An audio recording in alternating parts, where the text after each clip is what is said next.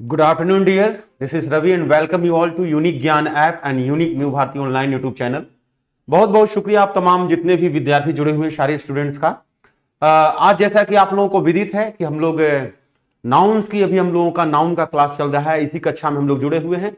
Noun के भिन्न भिन्न प्रकार के जो फैक्ट्स हैं उन फैक्ट्स पे हम लोग चर्चा किए हैं। साथ ही जो है वर्ड सेक्शन का हम लोगों का वर्ड पे काम चल रहा है। तो आइए जुड़े हुए जितने भी स्टूडेंट्स हैं सारे लोग बिल्कुल रेडी हो जाइए। सबसे पहला जो हम लोग का सेशन जाएगा डियर वो वर्ड्स का जाएगा, जो आप लोगों को पता है। तो वर्ड्स के लिए सारे लोग रेडी रहेंगे। रेडी हैं सारे लोग? तो आइए देखिए, सबसे पहला जो वर्ड्स है डियर वो है आपका सिनोनिम्स का। प्रत्येक दिन जिस तरह से हम लोग प्रत्येक दिन जिस तरह से हम लोगों का सिनोनिम्स का वर्ड जो जाता है, सिनोनिम्स पे हम लोग जो काम करते हैं वो देखिए हम लोगों के समक्ष उपस्थित हो चुका है। तो आइए हम लोग देखते हैं वर्ड्स को। तो सबसे पहला जो आज का वर्ड है डियर वो है अकॉम्प्लिश। वर्ड क्या है? शुक्रिया सारे लोगों को, गुड आफ्टरनून, बहुत बहुत धन्यवाद, बहुत बहुत शुक्रिया, बहुत बहुत आशीर्वाद। तो देखिए आज का वर्ड है डियर, वर्ड है अकॉम्प्लिश। ध्यान देना है अकॉम्प्लिश का क्या अभिप्राय है। तो अकॉम्प्लिश आपको बिल्कुल क्लियर किया हुआ है। अकॉम्प्लिश का मतलब होता है कंप्लीट करना, पूरा करना, फुलफिल करना। ये क्या है डियर? तो अकॉम्प्लिश जो है वर्ब है। अकॉम्प्लिश क्या है? वर्ब है। इसका अभिप्राय होता है पूरा करना, फुलफिल करना, कंप्लीट करना। अब इसी के लिए आप लोगों को सिनोनिम्स बताना है। गुड आफ्टरनून बाबू। सिनोनिम्स बताना है आप लोगों को। देखिए अकॉम्प्लिश का इधर सिनोनिम्स लिखा हुआ है फुलफिल और कंप्लीट। तो ये तो फुलफिल और कंप्लीट इसका सिनोनिम्स हो गया, परंतु आपको चार ऑप्शन नीचे में दिया हुआ है डियर। एग्जीक्यूट, रिड्यूस, रिप्लाई और परमिट। ये चार ऑप्शन है। इसमें से एक अकॉम्प्लिश का सिनोनिम्स है जो आप लोगों को ऑप्शन करना है। जुड़े हुए जितने भी स्टूडेंट्स हैं सारे स्टूडेंट्स को बहुत बहुत शुक्रिया, बहुत बहुत शुभकामनाएं बाबू। गुड आफ्टरनून सारे लोगों को। तो आइए देखिए बताना है आप लोग को एग्जीक्यूट का अभिप्राय, रिड्यूस का अभिप्राय, रिप्लाई और परमिट। परमिट का मतलब होता है माय डियर अनुमोदन कर देना, अनुमति दे देना। रिप्लाई का मतलब होता है जवाब देना। रिड्यूस का अभिप्राय होता है कटौती करना, कमी करना। और नेक्स्ट है एग्जीक्यूट। तो एग्जीक्यूट का अभिप्राय होता है डियर पूरा कर देना, संपादित कर देना, कार्य को समाप्त कर देना, कंप्लीट कर लेना। तो अकॉम्प्लिश का जो हमारा सही ऑप्शन चला जाएगा सिनोनिम्स का, वो आप लोगों को ज्ञात हो चुका है और वह आंसर हम लोगों का है एग्जीक्यूट। बहुत सारे स्टूडेंट्स का जवाब भी आया हुआ है। बहुत बहुत धन्यवाद, बहुत बहुत शुक्रिया सारे स्टूडेंट्स का। सारे लोगों का जवाब लगभग सही है। कुछ विद्यार्थियों का जवाब यहां पे गलत चला गया, लोग रिड्यूस बता दिए। रिड्यूस नहीं होगा डियर। रिड्यूस का अभिप्राय होता है कमी करना, छांटना, कटौती करना, नीचे गिराना, लाना। ठीक है। सेकंड के लिए रेडी हो जाइए आप लोग। सेकंड वर्ड क्या है? अप्लाउड। सेकंड वर्ड का जो है वो है अप्लाउड और इसका अभिप्राय आप लोग जानते हैं। अप्लाउड का मतलब होता है डियर प्रशंसा करना। तो प्रशंसा करना भी हमारा वर्ब है। इसके लिए सिनोनिम्स आप लोगों को ऊपर में दिया हुआ है। अप्लाउड का सिनोनिम्स है अप्रूव। अप्रूव का मतलब ही होता है प्रशंसा करना, अनुमोदन करना। एडमायर का मतलब ही होता है डियर प्रशंसा करना। PRAISE praise. प्रेज का मतलब ही होता है प्रशंसा करना। ये सभी के सभी अप्लाउड वर्ड का सिनोनिम्स हैं, परंतु आपके पास चार ऑप्शंस हैं अचीव, अडोर, सेंसर और फिट। इसमें से कौन सा वर्ड होगा जो सिमिलर मीनिंग प्रोड्यूस करेगा, जो एग्जैक्ट सिनोनिम्स होगा वर्ड अप्लाउड का? तो ऑप्शन के लिए आप लोग बिल्कुल सारे लोग रेडी हैं। आप लोग का कमेंट्स का इंतजार मैं कर रहा हूं। कौन सा जवाब आप लोग आता है? चंद्रशेखर कुमार, धन्यवाद बाबू, बहुत बहुत शुक्रिया। देखिए अप्लाउड का आप लोग को बताना है सिनोनिम्स। अचीव होगा, अडोर होगा, सेंसर होगा या फिट होगा? पता है आप लोग को फिट का मतलब होता है उपयुक्त, सही। सेंसर का मतलब होता है डियर निंदा करना, शिकायत करना। अडोर का अभिप्राय होता है, अचीव का अभिप्राय होता है प्राप्त करना, हासिल करना। और अडोर का अभिप्राय होता है बाबू प्रशंसा करना। अडोर कहिए, एडमायर कहिए, अप्रूव कहिए या अप्लाउड कहिए, सब एक दूसरे के सिनोनिम्स हैं। आप लोग का जवाब भी अडोर आ चुका है। बिल्कुल बिल्कुल धन्यवाद, बहुत बहुत शुक्रिया। बिल्कुल अडोर होगा बाबू, बाकी कोई भी ऑप्शन सिनोनिम्स नहीं बन पाएगा। सिनोनिम्स का सही जो जवाब है वो है अडोर। अचीव का मतलब होता है डियर प्राप्त करना, और अप्लाउड है प्रशंसा करना। अचीव नहीं होगा, अडोर होगा। अडोर, एडमायर, अप्रूव, प्रेज, ये आपका अप्लाउड का क्या है, सिनोनिम्स है। तो आइए नेक्स्ट को चलते हैं। और नेक्स्ट, जैसा कि आप लोगों को पता है, सिनोनिम्स के बाद हम लोग का जो काम होता है वो होता है एंटोनिम्स का।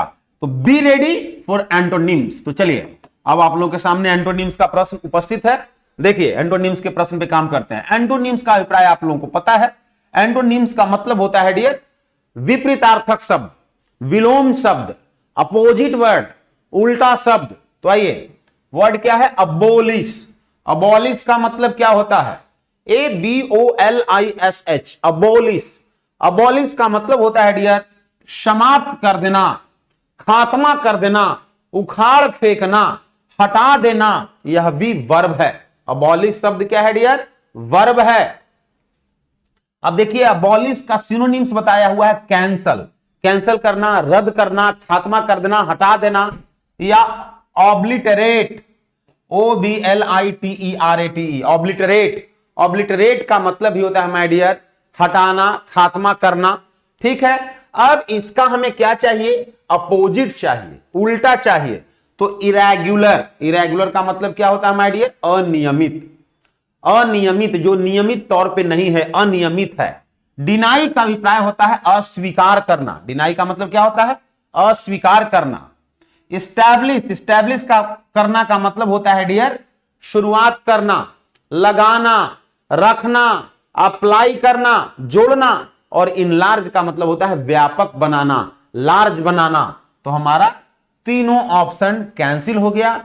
और अबॉलिश मींस हटाना, काटना, और इस्टैब्लिश शुरुआत करना, सेटअप करना, स्थापित करना। तो जहां अबॉलिश का मतलब होता है कबाड़ फेंकना, वहां उसका उल्टा हो जाएगा इस्टैब्लिश, स्थापित करना, अप्लाई करना, लगाना। तो सही जवाब आपका ऑप्शन क्या चला जाएगा, स्टैब्लिश। स्टैब्लिश का मतलब होगा स्थापित करना। देखिए गौतम कुमार का जवाब आया हुआ है, बहुत बहुत शुक्रिया। बाष्कित का जवाब आया हुआ है बाबू, लेकिन यहां डिनाई नहीं होगा डियर, यहां क्या हो जाएगा, स्टैब्लिश होगा। नेक्स्ट वर्ड है क्या, अबेट, ABATE, अबेट। रंजन का जवाब आया हुआ है, शुक्रिया रंजन, धन्यवाद बाबू। देखिए अबेट, अबेट का मतलब क्या होता है, अबेट मीन्स होता है कम करना, कम करना, नीचे लाना। यह भी वर्ब है। तो डिक्रीज, डिक्रीज का मतलब ही होता है कम करना। लेसन, लेसन का मतलब ही होता है बाबू कम करना। अब इसका अपोजिट क्या होगा, ज्यादा बनाना, उग्र करना, ऊपर उठाना, बढ़ाना, यही इसका अपोजिट होगा। तो देखिए मिटिगेट, मिटिगेट करना का मतलब क्या होता है, कम करना, नीचे लाना, कटौती करना, सुधारना, इसलिए यह नहीं होगा। कीप मींस बनाए रखना, यह भी नहीं होगा। इनलार्ज, इनलार्ज का मतलब क्या होगा, इनलार्ज, ENLARGE, इनलार्ज। इनलार्ज का मतलब होता है विस्तृत करना। और एम्पलीफाई, एम्पलीफाई का मतलब ही होता है डियर विस्तृत करना, बढ़ाना। तो यहां अबेट का, यहां अबेट का इनलार्ज और एम्पलीफाई दोनों ही हमारा क्या है, सिनोनिम्स होगा। परंतु आपको परीक्षाओं में ऐसा ऑप्शन मिलेगा नहीं। ठीक है, परीक्षा में ऐसा ऑप्शन नहीं मिलेगा, कोई एक ही होगा। मैं यहां इसलिए दे दिया था कि आप लोगों को दोनों को समझना है, दोनों आप लोग समझ पा रहे हैं कि नहीं। ऐसा तो नहीं है कि जो दो वर्ड रहेगा तो आप लोग कहेंगे कि यही होगा या ये नहीं होगा, ऐसा नहीं। दोनों ही इसका सिनोनिम्स है, लेकिन ऐसा एग्जाम्स में दोनों नहीं आएगा। इस चीज का आप लोग ध्यान रखेंगे। नेक्स्ट आप लोगों के लिए जो वर्ड्स है, यह है आपका होमोनिम्स। होमोनिम्स, इसको होमोफोन्स बोल सकते हैं डियर, जिसको आप लोग को पता है श्रुति संभिनार्थक शब्द, जिसका साउंड एक जैसा आए, देखने में एक जैसा लगे, लेकिन अर्थ जिसकी क्या हो, अलग अलग हो, उसको बोलते हैं होमोफोन्स। तो होमोफोन्स में आप लोगों के लिए आज वर्ड लेकर के आया हूं बेल वर्ड। क्या है डियर, बेल। ध्यान दीजिएगा सारे लोग, वर्ड क्या है, बेल, BAIL, बेल। बेल का मतलब होता है डियर, बेल का अभिप्राय होता है जमानत। बेल का मतलब क्या होता है, जमानत, जिसको इंग्लिश में बोलते हैं सिक्योरिटी, सुरक्षा, सुरक्षा दे देना, जमानत दे देना। नेक्स्ट है BELL, बेल। बेल का मतलब होता है डियर टॉलर, मतलब क्या होता है, घंटी। देखिए यहां भी बेल है यहां भी बेल है, यह भी बेल है, और ये वेल है, और ये वेल है। ठीक है, तो बिल्कुल मिलता जुलता हुआ शब्द, सारे के सारे शब्द एक जैसे लग रहे हैं, एक जैसा है, परंतु सभी के अर्थ में फर्क है बाबू, सभी के मीनिंग में फर्क है, सबका यूज अलग अलग अर्थ में होगा। तो BAIL बेल का अभिप्राय होता है डियर जमानत, BELL बेल, बेल का मतलब होता है घंटी, घंटी जिसको इंग्लिश में बोलते हैं टॉलर। BALE बेल, बेल का मतलब होता है गांठ, नॉट, गांठ जिसको बोलते हैं। और WELL well, WELL well, wail का दो भिन्न भिन्न अर्थ होता है। वेल का मतलब होता है पीठ, जिसका अर्थ होता है कुआं, और वेल का मतलब होता है नाइसली, मतलब अच्छा तरीका से, अच्छा ढंग से, बखूबी, अच्छे ढंग से। तो वेल जो है पीठ के अभिप्राय में नाउन हो जाएगा, और वेल जो है नाइसली के अभिप्राय में एडवर्ब हो जाएगा। तो वेल शब्द जो है WELL यहां जो है, यह नाउन के केस में भी यूज होता है, एडजेक्टिव के केस में भी यूज होता है, और एडवर्ब के केस में भी यूज होता है। नेक्स्ट है डियर वेल, इसका मतलब होता है विलाप करना, मोन, MOAN, मोन, मोन का मतलब होता है विलाप करना, कराहना। तो ये सारा देखने में एक जैसा वर्ड लग रहा है, लेकिन थोड़ा थोड़ा सब में क्या है, अंतर है, सबके अलग अलग अभिप्राय हैं। तो आप लोगों को पता है, पता चल रहा होगा, समझ में आ रही होगी, कोई प्रॉब्लम नहीं होना होगा। आइए देखिए, इन सभी से सेंटेंस बनाया हुआ है। आगे का जो हम लोग वर्ड देखें, सबसे सेंटेंस डेवलप किया हुआ है, ध्यान रखेंगे सब लोग। बेल प्लिया, बेल प्लिया का मतलब क्या होता है? प्लिया का मतलब होता है माय डियर याचिका। प्लिया का मतलब क्या होता है? याचिका, मतलब निवेदन, याचना। बेल का मतलब होता है जमानत। तो बेल प्लिया का मतलब होता है डियर जमानत याचिका, जो जज के समक्ष न्यायालय में आपके जो फेवर के जो वकील होते हैं, जो अक्यूज्ड होता है, ये उसके न्यायालय से छुट्टी के लिए, जेल से उसको बाहर करने के लिए जो बेल प्लिया डालता है न्यायालय के समक्ष, उसको बोलते हैं बाबू बेल प्लिया, जमानत याचिका। तो इन फॉर्डर स्कैम, फॉर्डर स्कैम का मतलब होता है, ध्यान दीजिएगा एक एक वर्ड पर। फॉर्डर का मतलब होता है माय डियर चारा, स्कैम का मतलब होता है घोटाला। तो चारा घोटाला में जमानत याचिका को वॉज ग्रांटेड, ग्रांट कर लिया गया, मान लिया गया, मतलब जज जो बेल प्लिया दिया गया था उसको ग्रांट कर दिए, उस पर अपनी सहमति दे दिए। जो आपका कन्विक्ट लोग थे उनको मुक्त कर दिए, उनको छोड़ दिए। धन्यवाद, बिल्कुल शुक्रिया। देखिए नेक्स्ट जो है, तो बेल का अभिप्राय यहां क्या चीज से हो गया बाबू? जमानत। नेक्स्ट क्या है? आई हैड रीच स्कूल, मैं विद्यालय पहुंच चुका था। Before the bell rang, bell rang होने के पहले। तो यहां भी बेल है, लेकिन यहां BELL है। बेल का अभिप्राय यहां घंटी से है, मतलब घंटी बजने के पहले मैं विद्यालय पहुंच चुका था। तो यहां बेल का अलग, ग्रांटेड, ग्रांट करना का मतलब होता है स्वीकार कर लेना, मान लेना, दे देना, अनुमति दे देना। तो जो याचिका दिया गया उस पर अनुमति दे दी गई, उसको स्वीकार कर लिया गया। अब देखिए growing bale, BALE bale, bale का मतलब क्या होता है डियर? तो बेल का मतलब होता है गांठ। देखते होंगे पेड़ों पे गांठ खुद ब खुद उग आते हैं, जिसको बोलते हैं बेल। तो वो बेल क्या करता है? पेड़ों को सुखा देता है। तो देखिए growing bale on the mango tree, आम के गाछ पे, आम के पेड़ पे उगती हुई बेल जो है, इज विदरिंग इट। इट शब्द का प्रयोग किसके लिए हुआ है? आम के पेड़ के लिए। आम के पेड़ को उसे विदर कर रहा है, विदर करना मतलब सुखा रहा है, उसको मुरझा रहा है। किसको? आम के पेड़ को। नेक्स्ट क्या है dear? There is a well behind my home, मेरे घर के बिहाइंड, बिहाइंड मतलब पीछे, देयर इज अ वेल, एक वेल है। तो यहां है WELL, और यहां वेल का अभिप्राय क्या चीज है माय डियर? नाउन से है। वेल का मतलब यहां हो गया कुआं, मेरे घर के पीछे एक कुआं है। नेक्स्ट क्या है? आई नो इट वेल, मैं इसे जानता हूं। कोई चीज है, कोई स्थिति है, कोई परिस्थिति है, कोई बात है।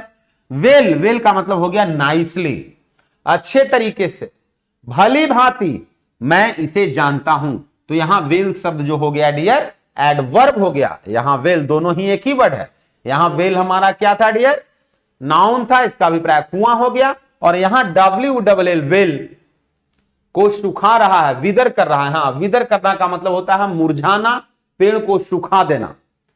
देखिए डिकीज्ड फैमिली, डिकीज का मतलब होता है डियर मृतक, मरा हुआ व्यक्ति, उसका परिवार।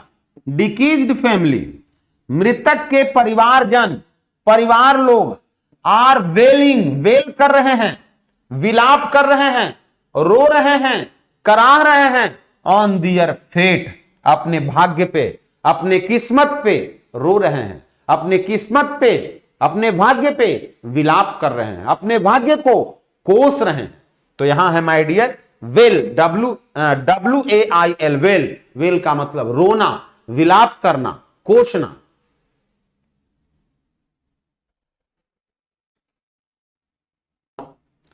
चलिए नेक्स्ट हम लोगों का देखिए वर्ड का सेक्शन जो है वो क्या है, इडियम्स एंड फ्रेजेज।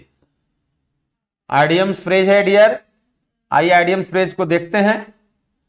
आप लोग को जवाब भी देना है। प्रश्न क्या है, अबाइड बाय। तो अबाइड बाय का मतलब होता है dear carry out. Carry out का मतलब होता है मान लेना, राजी होना, मानना, स्वीकार करना। अब इसके लिए स्वीकार करना, मानना, कार्य को संपादित करना। तो अबाइड बाय, अबाइड बाय के लिए एक वर्ड आपको देना है। कौन सा वर्ड इसके लिए सार्थक होगा, वर्थ। वर्थ का मतलब होता है के योग्य। वेट इंतजार करना, वांट चाहना, एक्सेप्ट स्वीकार करना। कौन सा वर्ड एग्जैक्ट अबाइड बाय के मीनिंग को कंफर्म करेगा। शुक्रिया, बहुत बहुत धन्यवाद संदीप, बहुत बहुत शुक्रिया। आइडियम्स का मतलब होता है बाबू लोकोक्ति और मुहावरा। आइडियम्स एंड फ्रेज, लोकोक्ति एवं मुहावरे। लोकोक्ति जिसको बोलते हैं, जैसे ऊंट के मुंह में जीरा, या आस्तीन का सांप, नाक का बाल होना, ठीक है। तो ये सब क्या है, लोकोक्ति है, जिसकी शब्द से थोड़ा अलग अर्थ निकलता है। तो देखिए वर्थ, वेट, वांट और एक्सेप्ट, सही कौन होगा, एक्सेप्ट सही होगा। बिल्कुल आप लोग का जवाब सही है, बहुत बहुत शुक्रिया। बिल्कुल एक्सेप्ट होगा डियर। अबाइड बाय करना, स्वीकार करना, मानना, एक्सेप्ट करना। देखिए सेंटेंस बना हुआ है, धन्यवाद। सेंटेंस बना हुआ देखिए, कैंडिडेट्स अभ्यर्थियों को मस्ट अवश्य अबाइड बाय माननी चाहिए, स्वीकार करनी चाहिए, मानना होगा द टर्म्स ऑफ ऑर्गेनाइजेशन। जो अभ्यर्थी हैं, कैंडिडेट्स लोग हैं, उनको संस्था के नियम कानूनों को स्वीकार करना होगा, या स्वीकार करना चाहिए, मानना चाहिए। अबाइड बाय का मतलब होगा एक्सेप्ट करना चाहिए, स्वीकार करना चाहिए, मानना चाहिए। थैंक यू, धन्यवाद। देखिए नेक्स्ट जो हम लोग का काम है डियर वर्ड्स का, वो है वन वर्ड सब्स्टिट्यूशन। तो आइए वन वर्ड सब्स्टिट्यूशन का काम करेंगे। इसी के साथ आज का वर्ड्स का काम हम लोग का समाप्त हो जाएगा। रिसीव भी हो सकता है सर, रिसीव RECE। देखिए रिसीव का मतलब होता है ग्रहण करना, हासिल करना। और यहां अबाइड बाय का मतलब होता है स्वीकार करना, किसी चीज को मानना, ठीक है। दोनों में फर्क है, दोनों के सेंस में। देखिए क्या है, OWS one word substitution, a place where public और गवर्नमेंट रिकॉर्ड्स आर केप्ट। कह रहा है कि वह स्थान जहां पब्लिक, जनता की या सरकार की रिकॉर्ड्स का अभिप्राय आप लोग जानते हैं।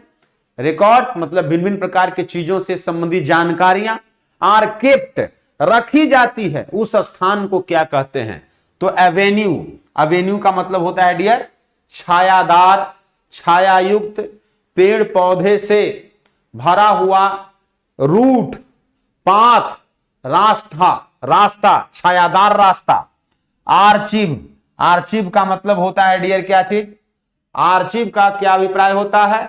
तो आर्चिव का अभिप्राय होता है जिसको बोलते हैं लेखालय, जिसको बोलते हैं, या जहां भिन्न भिन्न प्रकार के सामान रखे हुए होते हैं, पब्लिक्स का या सरकारी सामान रखे हुए होते हैं, जिसको बोलते हैं आर्चिव। माय डियर डॉर्मिट्री नहीं होगा, डॉर्मिट्री का मतलब होता है शयन कक्ष, सोने का स्थान, इसलिए डॉर्मिट्री नहीं होगा। डेन का मतलब होता है मांद, जहां पे सिर रहता है। तो यहां हो जाएगा हम लोग का आर्चिव, आर्चिव जहां पे पब्लिक या गवर्नमेंट की रिकॉर्ड्स को रखी जाती है। तो यहां तक हम लोगों का वर्ड्स का था। आज हम लोग वर्ड्स में क्या सीखे, 2 सिनोनिम्स, जिसमें एक एक वर्ड्स पे भिन्न भिन्न तरह का हम लोग को शब्द सीखने के लिए मिला। 2 एंटोनिम्स पे हम लोग काम किए, देन हम लोग काम कर रहे थे आपका होमोफोन्स पे, देन आइडियम्स और फ्रेज एक हम लोग सीखे, और लास्ट में हम लोग एक वन वर्ड सब्स्टिट्यूशन पे चर्चा किए। तो शुक्रिया जितने भी स्टूडेंट्स हैं सारे लोगों को। आइए अब हम लोगों का काम जो है नाउन का होगा, जो आप लोगों को विदित है। अब हम लोग का काम नाउन का होगा, और नाउन जैसा कि आप लोग को पता है कि नाउन में भी वर्ड से संबंधित काम हो रहा है।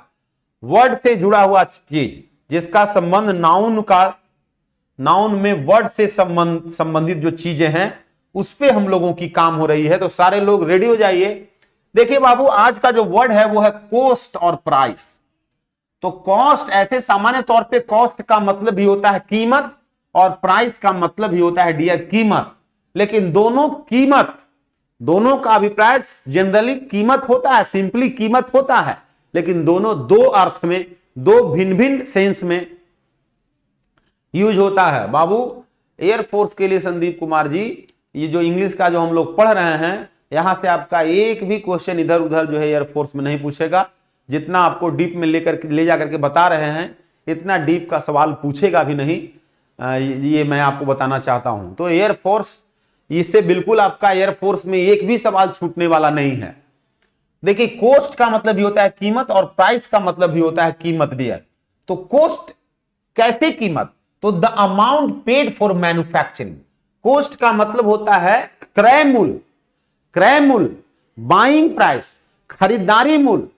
कोई भी मैन्युफैक्चर को किसी भी चीज के निर्माण के लिए, किसी भी चीज को खरीदने के लिए जो पैसा लगाया जाता है उसको क्या बोलते हैं, कॉस्ट बोलते हैं। लेकिन अमाउंट कस्टमर के द्वारा, खरीदार के द्वारा जो दुकानदार को जो पैसा दिया जाता है उसको बोलते हैं माय डियर प्राइस, जिसको बोलते हैं विक्रय मूल्य। तो सामानों पे जो वस्तुएं, जो गुड्स होती हैं, जो सामान होते हैं दुकान के, उस पे जो कीमत लिखा हुआ रहता है वो कॉस्ट नहीं, क्या लिखा हुआ रहता है, प्राइस लिखा हुआ रहता है। प्राइस का मतलब क्या हो गया, बिक्री का मूल्य। बिक्री मूल्य कीमत है, लेकिन कौन कीमत है, बिक्री की कीमत, कि इतना में सामान बिकेगी। देखिए गौतम, ये क्वेश्चन अब कहां से पूछता है, ऐसा है कि कोई बोर्ड बताता है कि हम फलाने जगह से, इसी जगह से क्वेश्चन पूछेंगे, उसकी एक सिलेबस देती है, बोर्ड एक सिलेबस देती है कि इस चैप्टर से रिलेटेड मैं सवाल पूछूंगा, इन विषयों की मैं सवाल पूछूंगा। अब वो कहां से क्वेश्चन उठाएगा, ऐसा तो बहुत मुश्किल है बाबू। हेलो, गुड आफ्टरनून बाबू, बहुत बहुत शुक्रिया रूही। तो देखिए, कॉस्ट और प्राइस अब आप लोग समझ गए होंगे।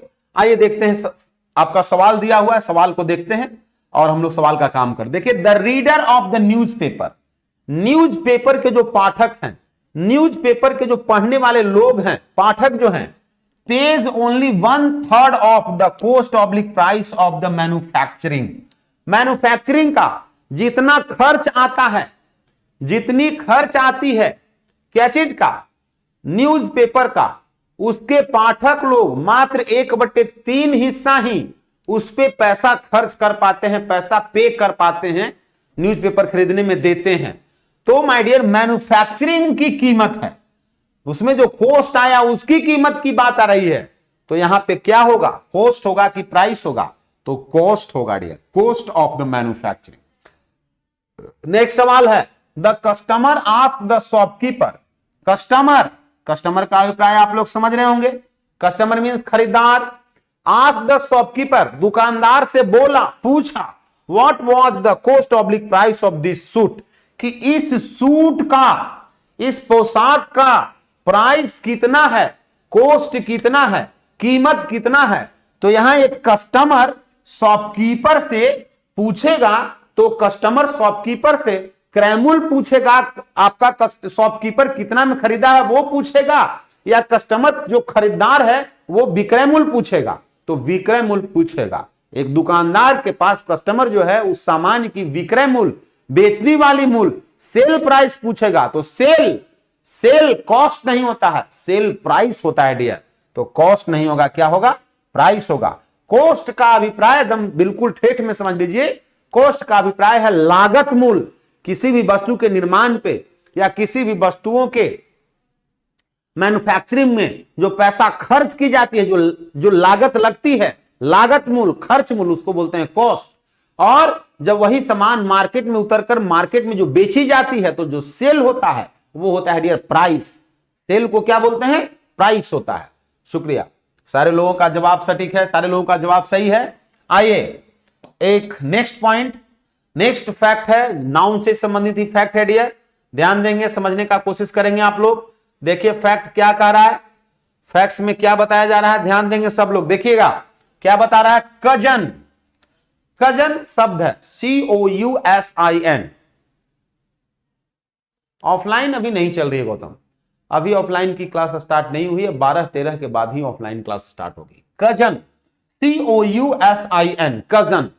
कजन का मतलब होता है डियर चचेरा, ममेरा, फुफेरा, भाई और बहन। कजन का अभिप्राय चचेरा, ममेरा, फुफेरा, भाई और बहन दोनों होता है। इसलिए ध्यान रखिएगा, कजन शब्द के साथ ब्रदर या सिस्टर शब्द का प्रयोग नहीं करते हैं। कजन का मतलब, आपका ऑफलाइन क्लास एयरफोर्स नेवी का क्लास चल रहा है। देखिए एयरफोर्स नेवी जो हम लोग कोर्स कर रहे हैं डियर, इसमें एयरफोर्स नेवी का एक क्वेश्चन भी नहीं छूटेगा, बिल्कुल आप लोग लिख लीजिए। आप सबसे पहले गौतम बताएं कि आप कहाँ हैं, कहाँ से हैं, कहाँ रहते हैं, पटना में रहते हैं या पटना से बाहर? क्योंकि मेरी ऑफलाइन क्लास स्टार्ट भी जो होगी वो पटना में होगी, हम लोग पटना से हैं।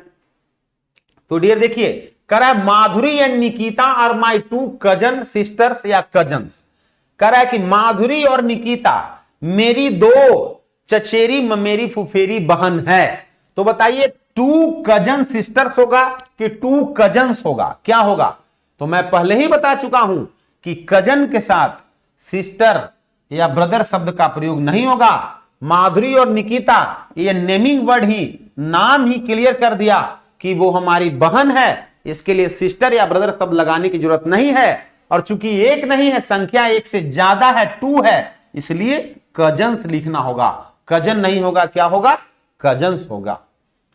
बिल्कुल समझ रहे होंगे सारे लोग। देखिए प्रिय Ranjan is my cousin brother. प्रिय रंजन जो है मेरा कजन ब्रदर है। ही लिव्स इन मुंबई, वह मुंबई में रहता है। ध्यान रखें डियर, प्रिय रंजन ये जो नेमिंग वर्ड है और उसी के लिए यहां ही शब्द का प्रयोग हुआ है, जो इस चीज को क्लियर कर रहा है कि यह क्या है। तो ये मैस्कुलिन है, मेल है, और मेल के लिए ब्रदर शब्द यहां अप्लाई किया हुआ है। हम लोग पहले ही चर्चा कर चुके हैं कि कजन के साथ ब्रदर या सिस्टर शब्द लिखने की जरूरत नहीं है, इसलिए ब्रदर नहीं होगा। आप लोगों का जवाब भी आया हुआ है, बहुत बहुत धन्यवाद। प्रिय Ranjan is my cousin, he lives in Mumbai. Brother शब्द जो लगा हुआ है यही गलत है, यहां से ब्रदर शब्द को डियर हटाना होगा। बाकी हमारा सेंटेंस जो है क्या होगा, ब्रदर शब्द को हटाने के बाद ये सेंटेंस हमारा सही हो जाएगा। सुपरफ्लूस है संदीप कुमार, शुक्रिया, बहुत बहुत धन्यवाद। बिल्कुल सुपरफ्लूस है। सुपरफ्लूस किसको बोलते हैं? जब एक्सप्रेशन में, जब अभिव्यक्तियों में, वाक्य में, लैंग्वेज में, पैराग्राफ में वैसे शब्दों का प्रयोग कर दिया जाता है जिसकी वहां कोई यथार्थता नहीं है, कोई रेलेवेंसी नहीं है, कोई उपयोगिता नहीं है, वैसे शब्द को सुपरफ्लूस बोलते हैं, बेकार बोलते हैं, बेकार की अभिव्यक्ति बोलते हैं। कारियामा से हैं, शुक्रिया, बहुत बहुत धन्यवाद। सहरसा से हैं डियर गौतम। तो कोई बात नहीं, हम लोग जो सिस्टम है, जो हम लोग काम कर रहे हैं, इससे आपका एक भी सवाल छूटने वाला नहीं है डियर। बिल्कुल केवल समय के साथ जुड़िए, समय से क्लास कीजिए। आपका एयरफोर्स नेवी का, इससे ज्यादा एयरफोर्स नेवी का जो बोर्ड है उसका औकात नहीं है कि यहां से एक क्वेश्चन भी स्लिप होने वाला है, इधर उधर होने वाला है। जिस स्टैंडर्ड तक, जिस लेवल तक आप लोग को एक एक चैप्टर पे लेकर के जा रहा हूं या बता रहा हूं, इतना कहां, उसमें जो है से आपका एक मीडियम मेडियोकर लेवल का, एवरेज लेवल का क्वेश्चन होता है, एवरेज लेवल का क्वेश्चन होगा, सवाल नहीं छूटेगा। आप लोग बिल्कुल जो है बेफिक्र रहिए। चलिए नेक्स्ट पॉइंट पे चलते हैं। देखिए आगे का पॉइंट क्या कर रहा है, ध्यान दीजिएगा। नेक्स्ट पॉइंट पे सारे लोग ध्यान देंगे। क्या कर रहा है डियर, जगह खाली नहीं है, जगह खाली नहीं है, स्थान रिक्त नहीं है, जगह नहीं है, स्थान नहीं है। इस परिप्रेक्ष्य में, इस परिप्रेक्ष्य में, इस भाव में, इस अर्थ में नो रूम शब्द का प्रयोग होता है।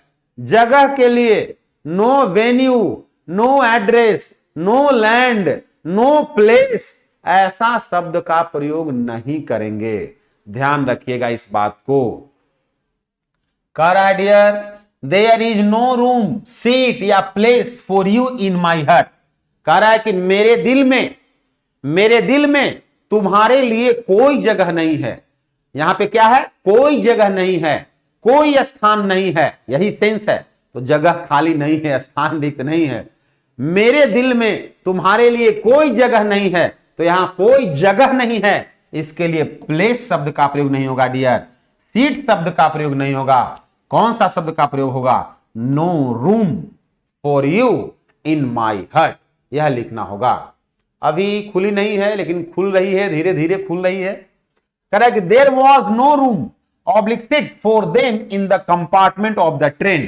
ट्रेन के कंपार्टमेंट में, कंपार्टमेंट का मतलब जिसको आप लोग बोलते हैं बोगी, तो ट्रेन के बोगी में, ट्रेन के कंपार्टमेंट में उन लोगों के लिए स्थान रिक्त नहीं है, उन लोगों के लिए जगह खाली नहीं है। देखिए यहां लिखा हुआ है जगह, फॉर देम, उन लोगों के लिए। तो देयर वॉज नो सीट होगा या रूम होगा, तो डियर होगा यहां पे रूम। उन लोगों के लिए कोई जगह खाली नहीं है, कोई स्थान उन लोगों का नहीं है ट्रेन के कंपार्टमेंट में। बहुत बहुत धन्यवाद बाबू, बहुत बहुत शुक्रिया सारे स्टूडेंट्स का। आइए नेक्स्ट पॉइंट पे चलते हैं। नेक्स्ट पॉइंट देखिए क्या बता रहा है डियर, नेक्स्ट पॉइंट क्या बता रहा है, ध्यान दीजिएगा सारे लोग। देखिए एकदम बिल्कुल ही लाजवाब वर्ड आप लोगों के समक्ष आ गया, बिल्कुल ही ध्यान देने वाला शब्द है, ध्यान देने वाली वर्ड है। देखिए शेड और शैडो। शेड और शैडो सामान्य रूप से लोगों को लगता है कि दोनों एक ही चीज हैं, परंतु नहीं। शेड और शैडो दो अलग अलग शब्द हैं, दोनों के अलग अर्थ हैं, ध्यान रखिएगा। नो रूम के जगह पे हर्ट के केस में अलग होना चाहिए, लगता है कि अलग होना चाहिए, परंतु अलग नहीं होता है, नो रूम का ही प्रयोग होता है। रोहित, इस बात को हम लोग को लेकर के चलना होगा, मान करके चलना होगा, नो रूम शब्द का ही प्रयोग होता है। तो शेड, शेड किसको बोलते हैं और शैडो किसको बोलते हैं? तो ध्यान रखिए, शेड का अभिप्राय होता है माय डियर छाया। शेड का अभिप्राय क्या होता है? छाया। और शैडो का अभिप्राय होता है प्रतिबिंब। शैडो का अभिप्राय प्रतिबिंब और शेड का अभिप्राय छाया से है। तो ध्यान रखिएगा, shade the covered area from sunrays, सूर्य की प्रकाश, कहीं किसी जगह से जो सूर्य की प्रकाश आ रही है, उस प्रकाश के बीच में, प्रकाश के जो प्रकाश आ रही है उस प्रकाश को कवर करके, प्रकाश को रोक करके, उसके नीचे एक चौतरफे नीचे जो है जो जगह बनाया गया, घेरा गया, कवर किया गया, उस एरिया को, उस जगह को क्या कहेंगे? शेड कहेंगे। क्या बोलेंगे? शेड कहेंगे। हां, लग तो रहा है लेकिन लगने से होगा नहीं, ये रूल है, ये ग्रामर्स की रूल है, आपका लैंग्वेज का रूल है। देखिए शैडो, शैडो जो होता है डियर प्रतिबिंब, the image of a person और थिंग। तो जो सन रेज आती है या किसी भी रिसोर्सेस ऑफ लाइट की, जो सोर्स ऑफ लाइट हैं, उसके जो लाइट आते हैं, प्रकाश आते हैं, उसके उसे अवरोध करके, उसके बीच में एक अवरोध ला करके जो उसकी एक छाया बनती है किसी सामान की, किसी वस्तु का, उसको बोलते हैं प्रतिबिंब। तो the image of a person और थिंग, किसी व्यक्ति का या वस्तु का जो इमेज होता है उसको क्या बोलते हैं? शैडो होना चाहिए। नहीं, कोई प्रॉब्लम नहीं, कोई बात नहीं, कोई बात नहीं। शैडो और शेड सब लोगों को अपना विचार रखना है, सब लोग विचार रखेंगे। नहीं गौतम कुमार, शेड या शैडो का मतलब उदास नहीं होता है, उदास के लिए अलग वर्ड होता है डियर। उदास होता है, इसके लिए वर्ड होता है शैड, SAD, शैड। शैड का मतलब होता है उदास, SAD, सैड। सैड का मतलब होता है उदास, और यहां सैड नहीं है, यह है शेड और यह है शैडो। सारे प्रोनाउंसिएशन में, सारे के अर्थ में और वर्ड में भी, मीनिंग में भी, स्पेलिंग में भी सबका फर्क देखिए। SAD, SHAD, SHADOW। चलिए नेक्स्ट देखते हैं क्या करा है, शेड मतलब छाया। देखिए all the animals were sitting in the shade oblique shadow of the tree because it was raining torrentially. देखिए क्योंकि इट वॉज रेनिंग टॉरेंटली, धारा प्रवाह वर्षा हो रही थी, मूसलाधार वर्षा हो रही थी, जिसके कारण ऑल द एनिमल्स, सारे जीव, सारे जंतु were sitting in the shade oblique shadow of the tree, पेड़ के प्रतिबिंब के नीचे या पेड़ के छाया में बैठे हुए थे। तो पेड़ के द्वारा जो एक कवर्ड एरिया बनाया गया, उसके ब्रांचेस से एक एरिया को जो कवर्ड किया गया, जिसके नीचे सूर्य की प्रकाश नहीं आ रही, एक छायादार जो जगह बनाया गया, उसको शैडो नहीं बोलेंगे डियर, उसको क्या बोलेंगे, शेड बोलेंगे। तो यहां पे आपका जो सही जवाब होगा वो क्या होगा बताइए, शैडो या शेड। तो यहां जो जवाब होगा वो क्या होगा, शेड। शेड में, पेड़ के शेड में, उसके नीचे छाया में लोग बैठे हुए हैं। नेक्स्ट क्या है, the lion saw his shade oblique shadow in the well and jumped into it. ध्यान देंगे, लॉयन का मतलब क्या होता है डियर, शेर। Saw his shade oblique shadow, अपना छाया, अपना प्रतिबिंब, इन द वेल का अभिप्राय, फिर अभी हम लोग वेल शब्द का प्रयोग कर रहे थे, वेल का अभिप्राय यहां क्या चीज से है, कुआं से। तो शेर जो है कुआं में अपनी छाया को, अपनी प्रतिबिंब को देखा। तो शैडो का मतलब छाया भी हो सकता है, प्रतिबिंब भी हो सकता है, लेकिन यहां छाया का अभिप्राय कोई शेड, कोई कवर्ड एरिया से नहीं है, बल्कि उस व्यक्ति का प्रतिबिंब से, उस जीव का प्रतिबिंब से है। एंड जंप्ड इनटू इट, और उसमें कूद पड़ा, उसमें कूद गया। ठीक है, तो अब देखिए, the lion saw his shade होगा या शैडो होगा, तो अपना शेड नहीं देखा, वो क्या देखा, अपना प्रतिबिंब देखा, अपनी छाया प्रति देखा, अपनी टू कॉपी देखा। तो यहां पे शैडो आपका सटीक वर्ड हो जाएगा। तो ध्यान दीजिए, देखिए हम लोग कोई रतन जी जुड़े हुए, गुड आफ्टरनून भाई रतन, बहुत बहुत शुक्रिया, कोई बात नहीं। और जिनको भी अपनी, अमृत मेहता शैडो होगा, बिल्कुल शुक्रिया बाबू, गुड आफ्टरनून। जिनको भी अपनी जो राय है, अपना व्यू है, व्यू रखने दीजिए, व्यू सारे लोग अपनी रखिए, व्यू सारे लोग अपना विचार रखिए, तभी हम लोग किसी चीजों पे ज्यादा से ज्यादा डिस्कस कर पाएंगे। इसलिए उसमें कहीं कोई घबराने वाली बात नहीं है कि कौन विद्यार्थी किस प्रकार का व्यू रख रहे हैं, व्यू आप लोग रखिए, उसके लिए आप लोग स्वतंत्र हैं। ठीक है, मैं जो फैक्ट होगा वो फैक्ट पे हम लोग चर्चा करेंगे, व्यूज आप लोग रखिए।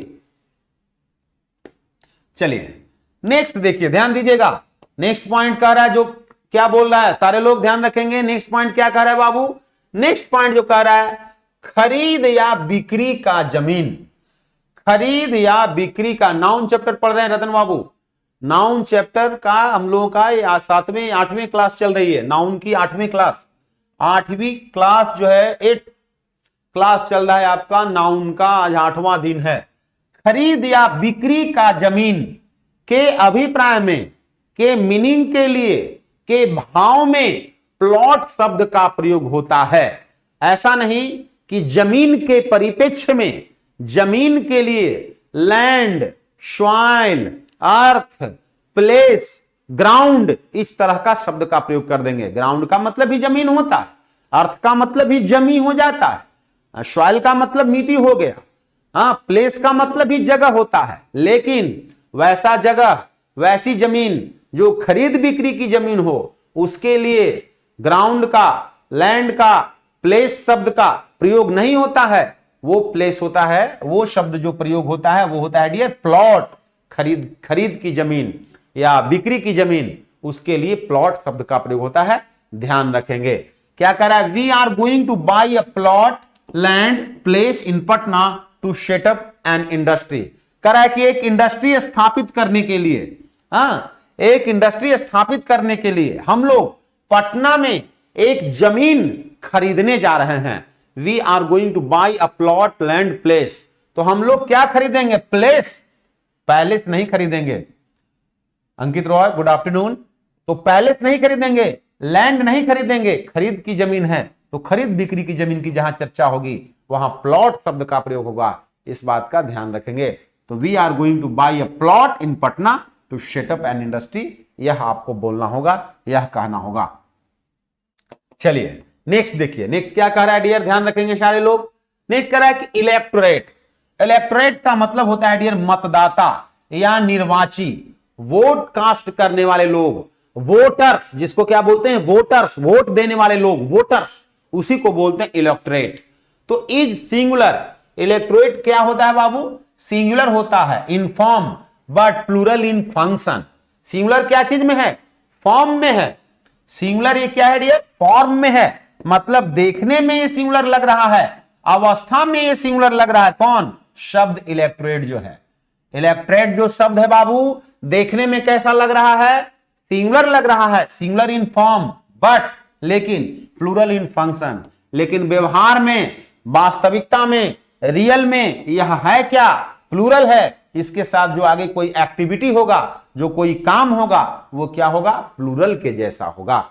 ध्यान रखेंगे, फायरमैन की क्लास के लिए बाबू नोटिफिकेशन मिलेगी, सूचना मिलेगी, घबराने की बात नहीं है। लैंड का मतलब ही होता है बाबू जमीन।